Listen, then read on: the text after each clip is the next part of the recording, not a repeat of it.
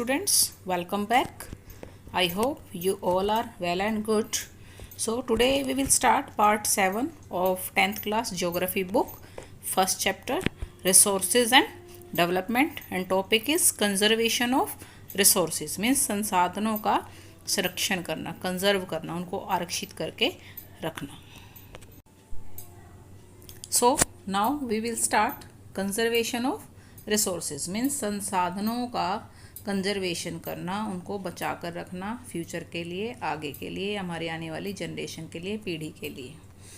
Resources are vital for any developmental activity. Means जो resources हैं, संसाधन हैं, आर वाइटल, बहुत ही ज़रूरी हैं, एसेंशियल हैं, इम्पोर्टेंट हैं, कह सकते हैं महत्वपूर्ण हैं, फॉर एनी डेवलपमेंटल एक्टिविटी. किसी भी व्यवसाय विकासात्मक यानी जिससे विकास हो, इस तरह की एक्टिविटी के लिए, इस तरह की गतिविधि के लिए बहुत ही महत्वपूर्ण है.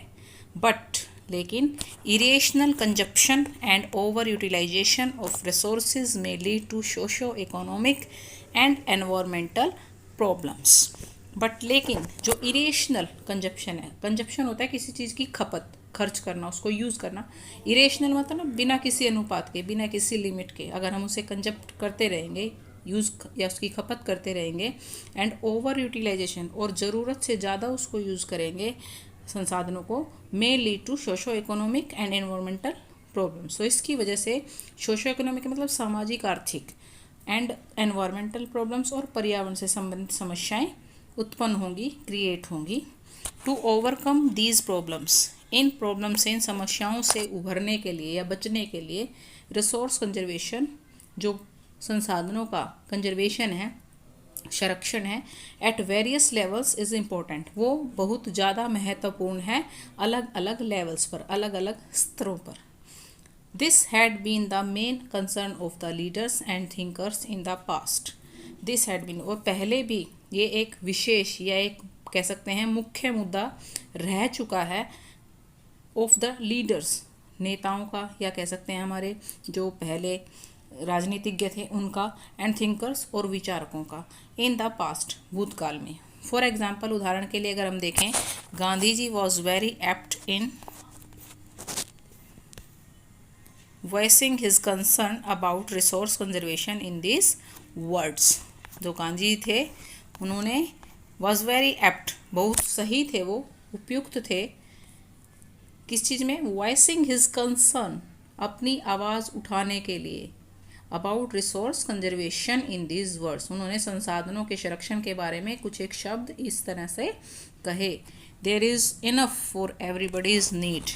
देयर इज़ इनफ, यहाँ पर्याप्त है, फॉर एवरीबडीज, प्रत्येक की ज़रूरत के लिए, and not for anybody's greed, but किसी के लालच के लिए नहीं है. मीन्स जो भी रिसोर्सेज हैं वो हमारी ज़रूरत के लिए हमें उपलब्ध हैं, प्राप्त हैं, लेकिन किसी के लालच को इससे पूरा नहीं किया जा सकता, क्योंकि ग्रीड एक ऐसी चीज़ है, लालच एक ऐसी चीज़ है, चाहे वो किसी भी चीज़ के लिए हो, कभी भी पूरा नहीं होता है. ही प्लेस्ड मीन्स उसको कभी भी सेटिस्फेक्शन नहीं मिलती है एक ग्रीडी पर्सन को, एक ग्रीडी व्यक्ति को, लालची व्यक्ति को.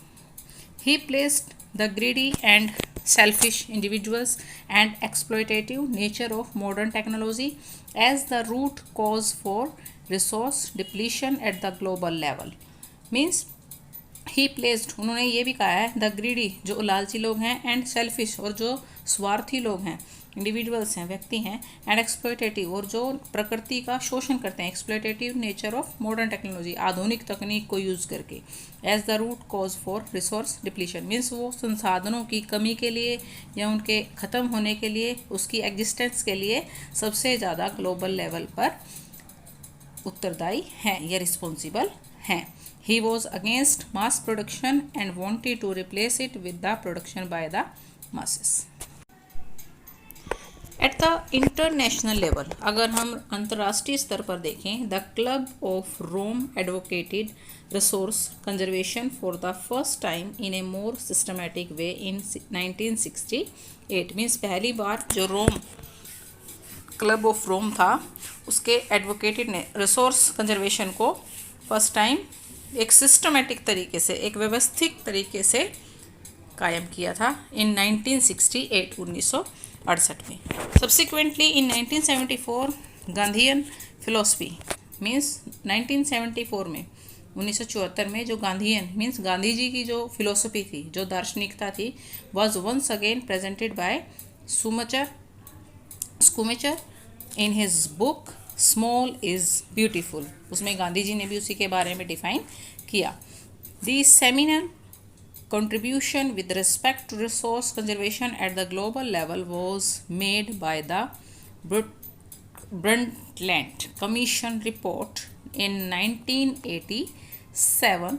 This report introduced the concept of sustainable development. इस रिपोर्ट के अंदर भी sustainable development को ही डिस्क्राइब किया गया and advocated it as a means for resource conservation, which was subsequently published in a book entitled Our Common Future.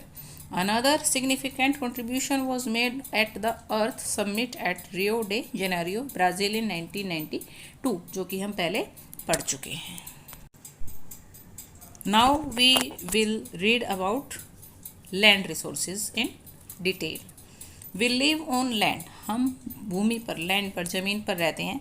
We perform our economic activities on land and we use it in different ways. Means हमारी जो भी आर्थिक गतिविधियां हैं हम वो इस land पर, भूमि पर करते हैं एंड वी यूज़ इट, और हम इसे उपयोग करते हैं इन डिफरेंट वेज, अलग अलग तरीक़ों से। मीन्स अलग अलग काम के लिए या अलग अलग पर्पज़ के लिए। दस इस तरह से land is a natural resource of utmost importance. Means जो लैंड है, भूमि है, इस तरह से ए नेचुरल रिसोर्स, एक प्राकृतिक संसाधन है, ऑफ अटमोस्ट इम्पोर्टेंस, और जो कि बहुत ही ज़्यादा महत्वपूर्ण है। इट सपोर्ट्स नेचुरल वेजिटेशन, इसी पे हमारी जो प्राकृतिक वनस्पति है वो डिपेंड करती है या वो निर्भर रहती है। वाइल्ड लाइफ, जो जंगली जीवन है, वो भी इसी पे डिपेंड करता है। ह्यूमन लाइफ, मानव जीवन भी इवन इसी पे डिपेंड करता है। इकोनॉमिक एक्टिविटीज़, जो आर्थिक गतिविधियां हैं, वो भी। ट्रांसपोर्ट एंड कम्युनिकेशन सिस्टम, जो हमारा यातायात का या संचार का साधन है, व्यवस्था है, वो सब इस पे डिपेंड करता है। If there is no land then there is nothing. However, फिर भी land is an asset of a finite magnitude. Therefore, it is important to use the available land for various purposes with careful planning. Means जो भी हमें land पे, यानी जो भी हमें भूमि पे संसाधन प्रोवाइड हैं, उपलब्ध हैं, हमें उन्हें सही तरीके से इम्पोर्टेंस देकर यूज़ करना चाहिए। फॉर वेरियस पर्पजेज, अलग अलग उद्देश्यों के लिए। विद केयरफुल प्लानिंग, उसकी सही से प्लानिंग कर। India has land under a variety of relief features. India has a land, जो भारत के अंदर भूमि है, ज़मीन है, under a variety of relief features, उसके अंदर अलग अलग तरह के धरातलीय फीचर्स हैं, बनावट है, ढांचा है। नेमली हम कह सकते हैं mountains, plateaus, plains and islands. अब हमारा माउंटेन्स जो पर्वत हैं, प्लेट्यूज़ जो पठार हैं, प्लेन्स मैदान एंड आइसलैंड्स जो द्वीप हैं। About 43% of the land area is plain, लेकिन उसमें से जो 43% लैंड है, लैंड का जो एरिया है वो प्लेन है, मीन्स समतल मैदान है। Which provides facilities for agriculture and industry, जो हमें प्रोवाइड्स कराती है, उपलब्ध कराती है फैसिलिटीज, सुविधाएं, फॉर एग्रीकल्चर, कृषि के लिए, एंड इंडस्ट्री और उद्योग के लिए। Mountains account for 30% of the total surface area of the country and ensure perennial flow of some rivers, provide facilities for tourism and ecological aspects.